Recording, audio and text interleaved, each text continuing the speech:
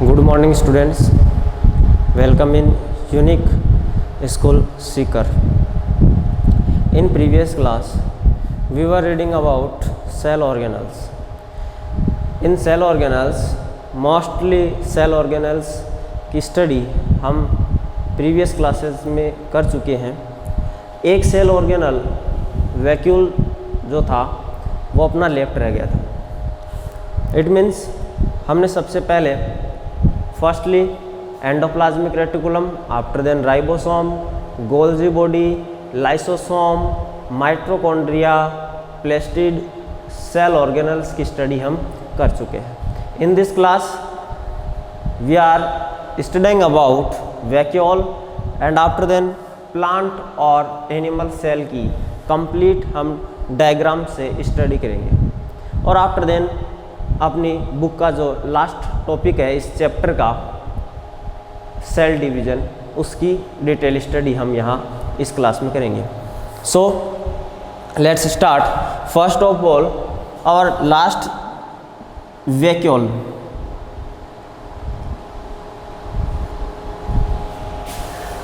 Firstly here कि vacuole in plant cell और in animal cell different.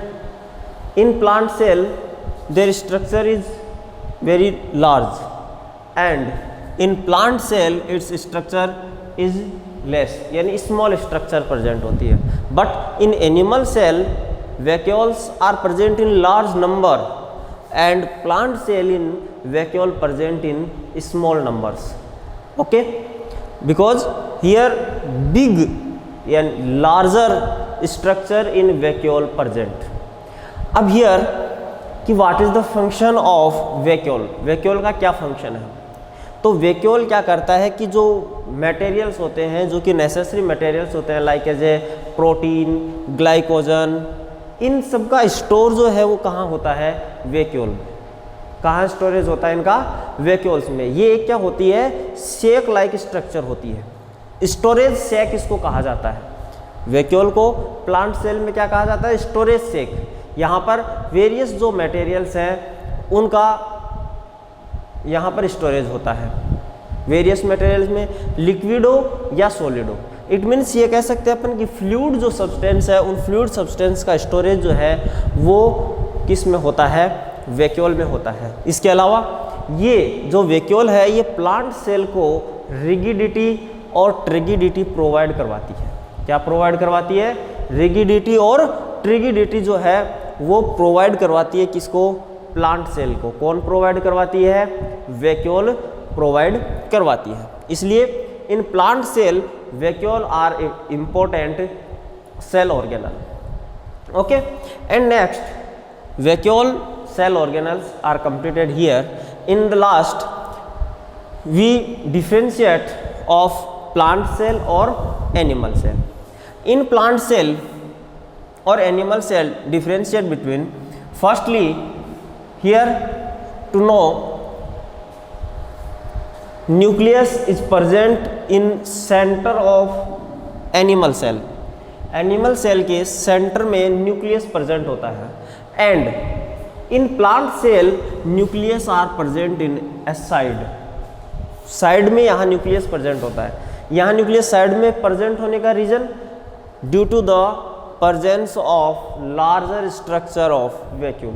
Okay, कि larger size में जो वैक्यूल प्रेजेंट है, due to this reason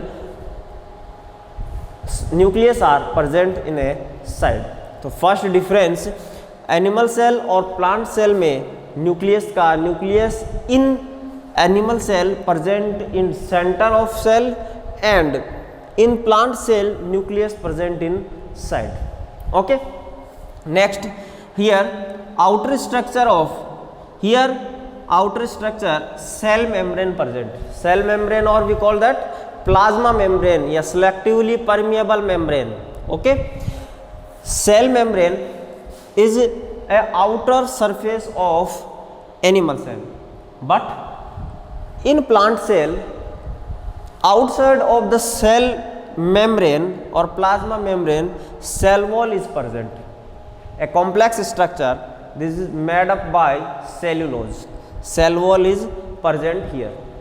okay, तो यहाँ सेकंड जो डिफरेंस है वो ये हो गया कि एनिमल सेल की जो आउटर जो स्ट्रक्चर है या जो आउटर सरफेस है वहाँ पर सेल मेम्ब्रेन होती है, और जो प्लांट सेल है उसके आउटर में क्या प्रेजेंट होती है, सेल वॉल प्रेजेंट होती है। ये सेकंड डिफरेंस किसका, एनिमल सेल और प्लांट सेल के बीच में। इसके बाद में हम नेक्स्ट बात करते हैं, तो देखो यहाँ वैक्यूल्स का ही वैक्यूल्स के बेस पर अपन इसको डिफ्रेंशिएट कर सकते हैं कि यहाँ जो वैक्यूल्स प्रेजेंट होती है वो vacuoles small in structure and larger in number present होती है। स्ट्रक्चर जो है इसकी स्मॉल एंड नंबर्स में क्या होती है, ये लार्जर होती है। और here in plant cell vacuole is present in larger in structure and small in number. Okay, तो this is the third important difference between plant cell और animal cell. Now fourth important जो difference है between animal cell और plant cell, तो animal cell is small rather than plant cell और plant cell is larger of the animal cell. Okay, plant cell जो है ये larger होती है देन किससे, एनिमल सेल से। इसके अलावा नेक्स्ट और क्या जो पार्ट है जो कि एनिमल सेल में प्रेजेंट है और प्लांट सेल में नहीं हो, या प्लांट सेल में प्रेजेंट है और एनिमल सेल में नहीं है, तो यहाँ एक टर्म है क्लोरोप्लास्ट। सेल ऑर्गेनल था अपना प्लेस्टिड, और प्लेस्टिड को हमने टू टाइप में डिवाइड किया था, क्रोमोप्लास्ट एंड ल्यूकोप्लास्ट। फिर अपन ने कहा था कि जो क्रोमोप्लास्ट है, क्रोमोप्लास्ट के अंदर येलो, ऑरेंज और ग्रीन पिगमेंट्स प्रेजेंट होते हैं। वो जो ग्रीन पिगमेंट होते हैं उन ग्रीन पिगमेंट को क्या बोलते हैं, क्लोरोफिल। यानी जिन क्रोमोप्लास्ट के अंदर ग्रीन पिगमेंट क्लोरोफिल प्रेजेंट होता है उनको क्या बोलते हैं, क्लोरोप्लास्ट। तो ये जो प्लेस्टिड है या जो क्लोरोप्लास्ट है, ये क्लोरोप्लास्ट कहाँ प्रेजेंट होता है, प्लांट सेल के अंदर तो प्रेजेंट होता है, बट एनिमल सेल के अंदर क्लोरोप्लास्ट जो है वो प्रेजेंट नहीं होता है। ये क्लोरोप्लास्ट जो है, ये क्लोरोप्लास्ट प्लांट सेल के अंदर इसलिए प्रेजेंट होता है क्योंकि यहाँ क्या होती है, फोटोसिंथेसिस की प्रोसेस होती है। ये क्योंकि प्लांट जो है वो क्या है, ऑटोट्रोपिक न्यूट्रिशन गेन करते हैं, ऑटोट्रोप्स होते हैं, अपना फूड जो है वो सेल्फ मेड करते हैं, इसलिए वहाँ क्या होती है, फोटोसिंथेसिस प्रोसेस होती है। उस फोटोसिंथेसिस प्रोसेस में क्लोरोफिल जो है वो इम्पॉर्टेंट रोल प्ले करता है। लेकिन यहाँ एनिमल सेल के अंदर इस प्रकार की कोई फोटोसिंथेसिस प्रोसेस है वो कंप्लीट नहीं होती। हम तो क्या है, जो ह्यूमन बींग्स है या जो एनिमल्स हैं वो कैसे होते हैं, हेटेरोट्रोप्स होते हैं, यानी डिपेंड ऑन डायरेक्ट और indirectly in plants, on plants और एनिमल्स। तो यहाँ क्या है कि क्लोरोप्लास्ट जो है वो प्रेजेंट नहीं होता है, तो यहाँ क्लोरोप्लास्ट के क्या होती है, अब्सेंस होती है। तो ये मेनली अपन ने 5 जो डिफरेंस हैं वो किस में किए, एनिमल सेल और प्लांट सेल में। फर्स्ट अपन ने डिफरेंस किया कि nucleus present in centre of animal cell and in the side of plant cell. Second, vacuole is larger in size and small in numbers in present in plant cell and small in structure and larger in size present in animal cell. Third, plant cell are larger rather than animal cell, or animal cell is small rather than plant cell. After then, outer surface of plant cell is cell wall and animal cells outer surface is cell membrane. Okay, here our cell organelles or animal or plant cells topic are completed. You may know that in this chapter you understand that animal or plant cell both are eukaryotic cell, both are eukaryotic cell, and bacteria like these are prokaryotic cell. तो prokaryotic cell and eukaryotic cell में हमने difference पढ़ा था, ठीक है। तो वहाँ हमने डिफरेंस क्या पढ़ा कि जो एनिमल सेल है, हमने जो यूकैरियोटिक सेल है, यूकैरियोटिक सेल के अंदर membrane bound cell organelles present होते हैं। तो यहाँ प्लांट सेल और animal cell both are eukaryotic cell, तो there in the plant cell और animal cell both in membrane bound cell organelles are present, okay. And prokaryotic cell में membrane bound cell organelles are not present. In the complexity, basis of complexity, prokaryotic cells are less complex rather than eukaryotic cell. Okay, it means eukaryotic cell are more complex rather than prokaryotic cell. Okay, so now here you may know about and we are understand that animal cell or plant cell. Now we are detailed study about cell division.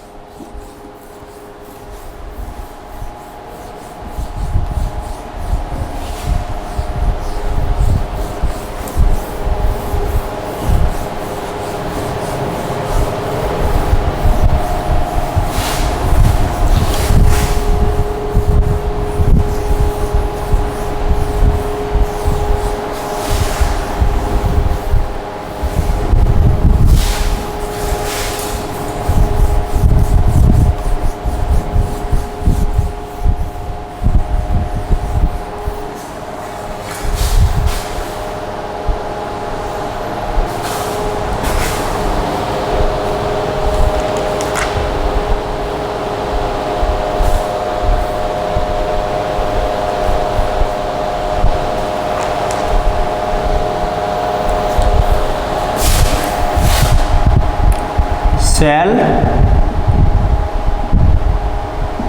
division.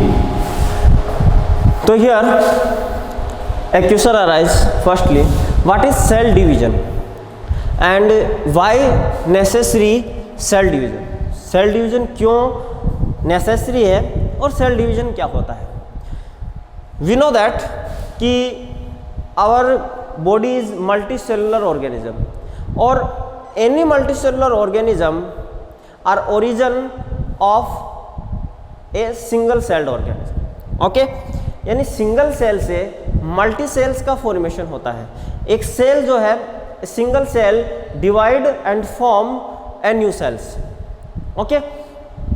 So these single cell are divide into 2 or 4 new cells. These are called, this process are called cell division. अब here a question arise, why necessary cell division? Cell division necessary क्यों है?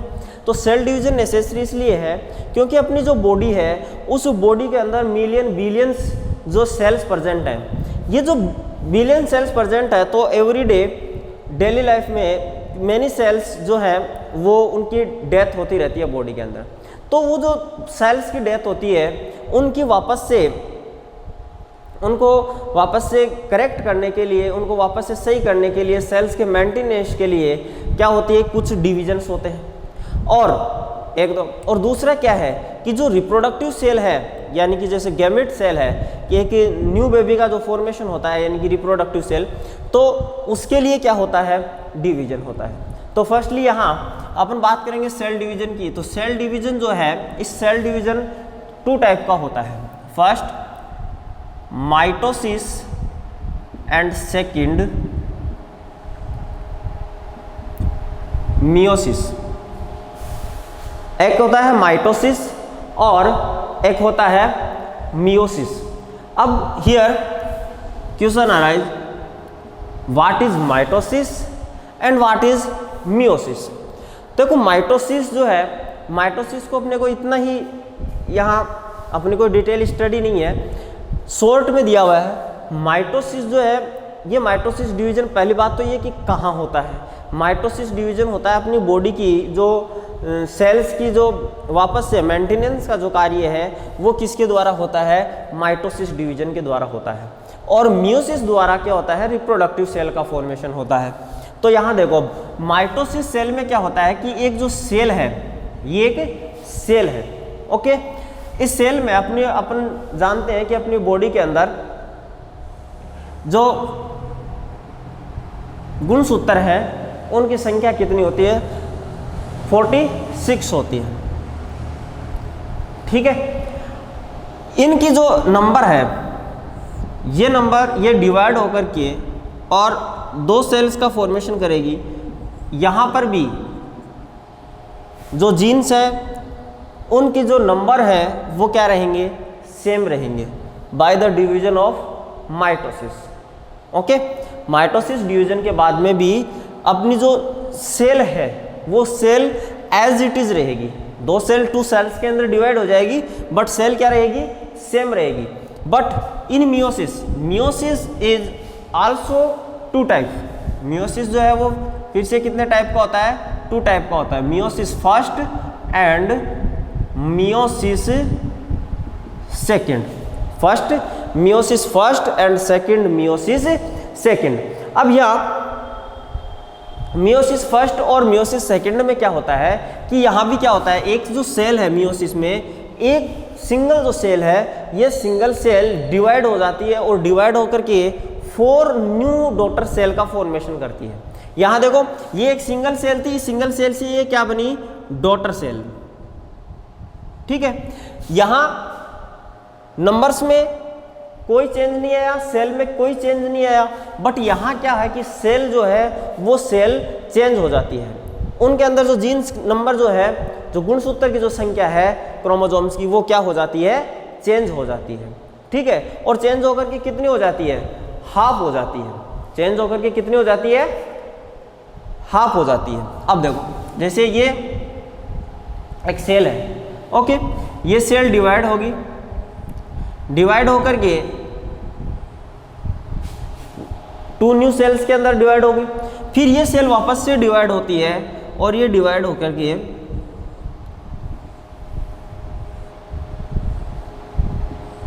अब यहाँ 46 थे, 46 से ये भी 46 और यहाँ ये क्या हो जाएगी, डिवाइड होकर के 23, ओके। डिवाइड होकर के कितना बन जाएगा, 23 इन द लास्ट। इट मीन्स यहाँ क्या हो गया, देखो कि हाफ हो गई संख्या, नंबर जो है वो नंबर क्या हो गए, हाफ हो गए। तो ये क्या है, मियोसिस है। यहाँ ये मियोसिस फर्स्ट है और ये मियोसिस सेकेंड है, ओके। तो मियोसिस और माइटोसिस जो है उसमें डिफरेंस क्या है यहाँ पर कि जो माइटोसिस है, माइटोसिस का तो जो बॉडी के अंदर जो कहाँ होते हैं माइटोसिस डिवीजन, जहाँ सेल की वापस से मेंटेनेंस का जहाँ वर्क करना है कि जो सेल्स की डेथ हो गई है, जो सेल इंजर्ड हो गई है, उन सेल को जो रिप्लेस करना है वहाँ तो क्या होगा, माइटोसिस डिवीजन होगा।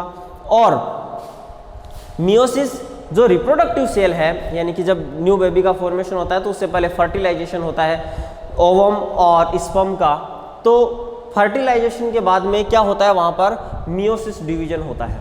और मियोसिस डिवीजन से जो सेल है वो सेल जो है वो लगातार डिवाइड होती है और डिवाइड होकर के एक सेल जो है, सिंगल सेल जो है वो 1 से 2, 2 से 4, 4 से 8 इस प्रकार से डिवाइड होकर के और एक मल्टी सेल्स का फॉर्मेशन करती है।